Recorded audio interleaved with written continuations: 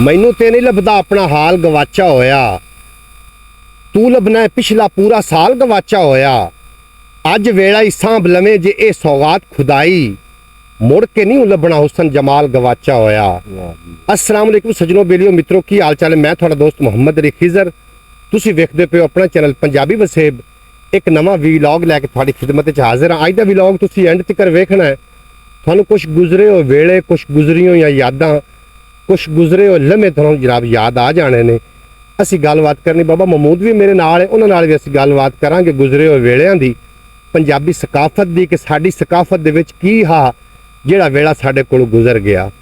जनाब जदों भी विसाख का महीना आउंदा ते सुनहरी गंदम दियां बालियां, सुनहरी गंदम दे जिहड़े ने जनाब डालियां ये झूलदियां होई नज़र आउंदियां। बेरियां उत्ते बेर लग जांदे ते शतूतां उत्ते शतूत लग जांदे। उम्र उदों मेरी छोटी है, बिल्कुल बचपना हा। ते जनाब असीं फिर अपने मुरब्बियां दे विच आउंदे, कणक वड्डदे होए लोगां दे मगर पानी लैके आउंदे या रोटियां लैके आउंदे, ते बड़े शौक दे नाल फिर असीं भी कणक वड्डण दा भाग करदे।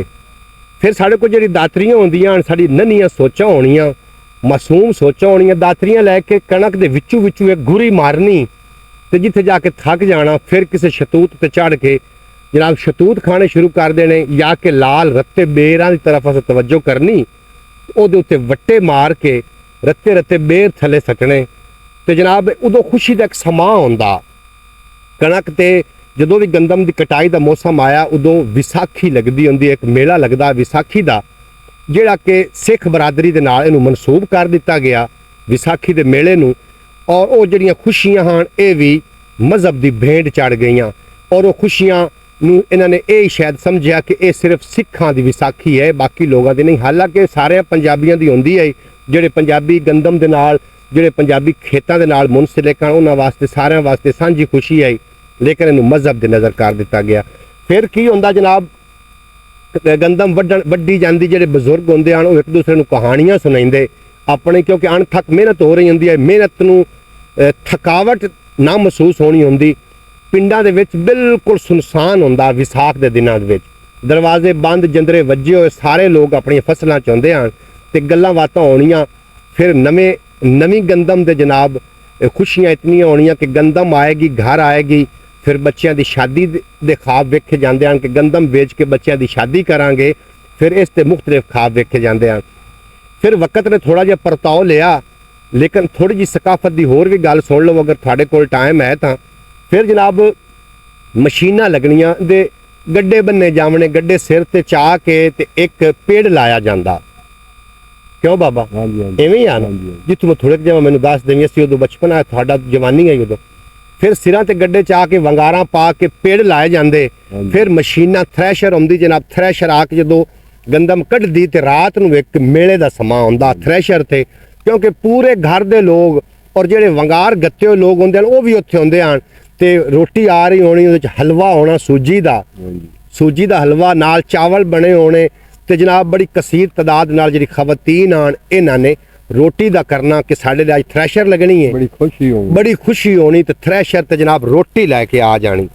हुण थोड़ा जिहा पिछे चले हैं कि जनाब एक वाह वरोला हुंदा बाबा, याद है? वाह वरोला इन्हां मौसमां च आउंदा ते वाह वरोला उडाल जांदा कणकां।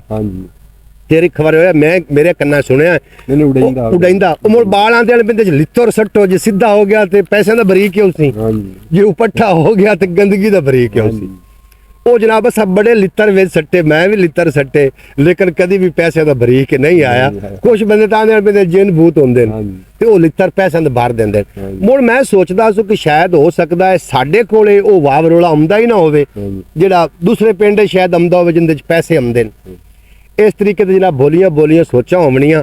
अच्छा बाबा उंदे च ए तू गल सुनी उस लित्तर सट्टो ते पैसे दा बरीक गल ਉਹ ਵਿੱਚ ਸੱਟਦੇ ਆਸੇ ਜਦੋਂ ਪੇੜ ਗਾਂਦੇ ਆਸੇ ਨਾ ਦੂਏ ਦੇ ਵਿੱਚ ਦੰਦਾਂ ਦੇ ਨਾਲ ਪਿਛਾਂ ਹੋਰ ਦਾ ਨਹੀਂ, ਮੈਂ ਥ੍ਰੈਸ਼ਰ ਤੇ ਖਲੋਤਾ ਹੋਇਆ ਤੇ ਉਹ ਵਿੱਚ ਸੱਟਣੇ ਵੱਸਲ ਸੱਟਣੇ, ਵਿੱਚ ਦੂਏ ਦੇ ਇੰਦੇ ਆ ਦਾਣਿਆਂ ਦੇ ਵਿੱਚ ਵੱਸਲ ਸੱਟਣੇ, ਵਿੱਚ ਕਈਆਂ ਟੁੰਗਣੀਆਂ ਬਈ ਵਾਹ ਵਰੋਲਾ ਦਾਣੇ ਨਾ ਚਾ ਲਵੇ। ਅੱਛਾ ਉਹ ਨਾਜ਼ਰੀਨ ਇਸ ਤਰੀਕੇ ਦੇ ਜਨਾਬ ਮਾਮਲਾਤ ਚੱਲਦੇ। ਫਿਰ ਥ੍ਰੈਸ਼ਰ ਜਦੋਂ ਰਾਤ ਨੂੰ ਲੱਗਦੀ ਤੇ ਹਿੱਕ ਨੂੰ ਦਾਣਿਆਂ ਤੇ ਬੜਾ ਸ਼ੌਕ ਹੁੰਦਾ ਵੀ ਦਾਣੇ ਅਸਾਂ ਢੋਮਣੇ ਨੇ। ਜਨਾਬ ਬੱਠਲ ਲੈ ਕੇ ਮੈਂ ਤਾਂ ਖਲੋਤਾ ਹੁੰਦਾ ਸੀ ਵੀ ਦਾਣੇ ਮੈਂ ਢੋਮਣੇ ਨੇ।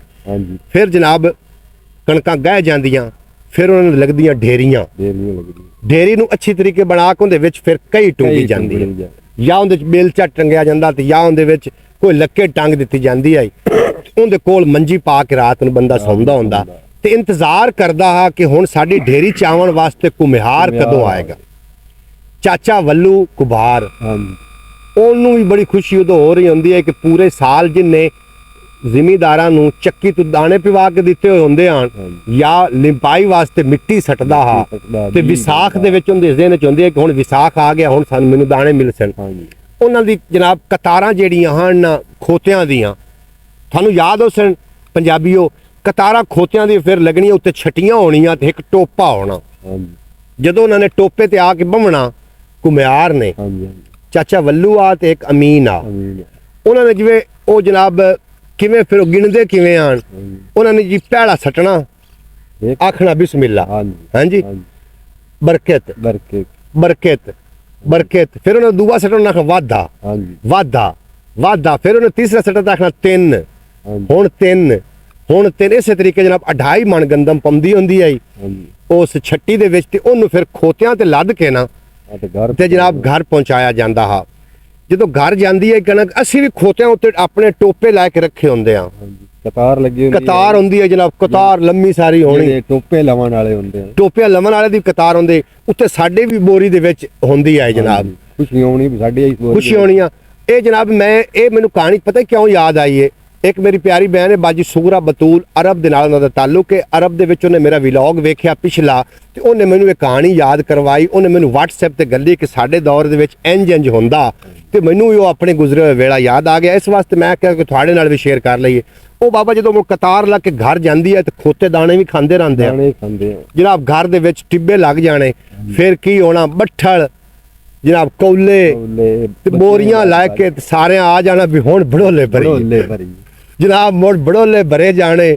ਬੜੋਲੇ ਬਰਦਿਆਂ ਦੇ ਵਿੱਚ ਵੀ ਵੰਗਾਰ ਪਾਉਂਦੀ ਹੈ, ਬੱਚੇ ਆਉਂਦੇ ਹਨ ਤੇ ਮੋੜੋ ਜਨਾਬ ਝੋਲੀਆਂ ਹੀ ਕਰ ਲੈਂਦੇ, ਮੁੜ ਸਾਰਿਆਂ ਦੀ ਝੋਲੀਆਂ ਭਰੀ ਜਾਣੀਆਂ।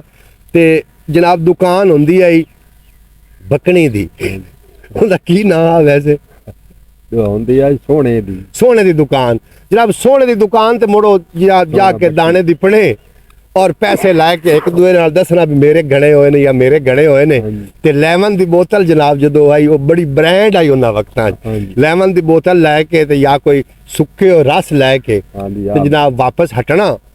ਉਹ ਜਿਹੜੇ ਸਕਾਫਤਾਂ ਹਨ, ਉਹ ਜਿਹੜੇ ਮੇਲੇ ਹਨ, ਉਹ ਜਿਹੜੀਆਂ ਖੁਸ਼ੀਆਂ ਹਨ, ਉਹ ਸਾਡੇ ਕੋਲ ਕਿਉਂ ਗਵਾਚ ਗਈਆਂ? ਉਹ ਇਸ ਵਾਸਤੇ ਗਵਾਚ ਗਈਆਂ ਕਿ ਬਾਅਦ ਦੇ ਵਿੱਚ ਸਾਰੀ ਜ਼ਿੰਮੇਦਾਰੀ ਮਸ਼ੀਨਰੀ ਨੇ ਸੰਭਾਲ ਲਈ ਔਰ ਉਹ ਘੁਮਿਆਰਾਂ ਵਾਲਾ ਜਿਹੜਾ ਕਨਸੈਪਟ ਆ ਉਹ ਵੀ ਖਤਮ ਹੋ ਗਿਆ, ਜਿਹਦੀ ਵਜ੍ਹਾ ਨਾਲ ਜਨਾਬ ਇਹ ਫੜਤਫੜੀ ਪੈ ਗਈ।